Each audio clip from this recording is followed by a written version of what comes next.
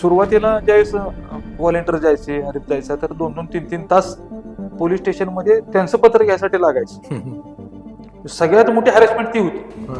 हे काम करताना सरकारी यंत्रणा पोलीस प्रशासन यांचं सहकार्य अपेक्षित मिळतं का आणि ते अर्थकारणाचं गणित कसं जमतं? त्या दोन गोष्टीत प्रशासनाचं सहकार्य ज्या पद्धतीनं मिळायला पाहिजे होतं सुरुवातीला. आता आम्ही प्रशासन सहकार्य ह्या गोष्टीला मानतो की एखादी बेवारस मृत्यूदेह असला आणि त्याचा अंत्यविधी करायचा असला तर प्रशासनाच्या समोर खिदमत कलचं नाव येतं. हे प्रशासनाचं सहकार्य आम्हाला वाटतं. आता ज्यावेळेस बेघर व लोकांना आश्रमामध्ये न्यायचंय ते एक प्रोसिजर आहे.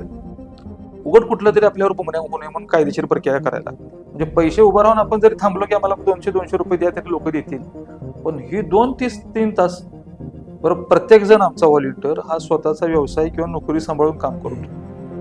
पूर्ण वेळ मोकळा असं कोणी नाही. मग हे करताना ही कसरत सगळ्यात मोठी होती. अर्थबळ अजून त्या पद्धतीने जसं पाहिजे प्रशासकीय पातळीवर कुठलं नाही किंवा प्रशासनाकडे तरतूद आहे का नाही ती सुद्धा आपल्याला माहित नाही. आता जे आपण अर्थबळ उभं करतो पाठबळ ह्याला तर जे लोक ज्यांना ह्या कामामध्ये रस आहे जे पुण्य म्हणून करतात ज्यांना वाटते समाजाची गरज आहे आपण एक प्रकारे खिदमत खलकला आरती सहाय्य करून सुद्धा समाजसेवेमध्ये सहभागी होतो असे चांगले लोक आहेत आणि जे पॉझिटिव्ह विचाराचे लोक ज्यांना काही करायचंय पण त्यांच्याकडे वेळ नसतो पण ते मग आर्थिक मदत करतात.